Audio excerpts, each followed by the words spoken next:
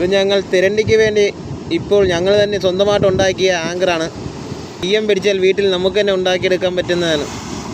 ഇത് തിരണ്ടിക്കടിക്കാൻ വേണ്ടി ഇപ്പോൾ ഒരു 10 EM മേടിച്ച് ഉരുക്കി 2 ആങ്കർ അടിച്ചിട്ടേക്കാണ്. മണി EM മേടിച്ച് നമുക്ക് വീട്ടിൽ തന്നെ ഉരുക്കി ഉണ്ടാക്കാൻ പറ്റുന്ന ഒരു ടൈപ്പാണ്. ഇതിൻ്റെ ഗുണമെന്ന് വെച്ചാൽ വെള്ളത്തിൽ ചാലുള്ളപ്പോൾ അടിച്ചിട്ട് കഴിഞ്ഞാൽ ഇതിങ്ങനെ പോയി ആങ്കറായി കിടക്കും.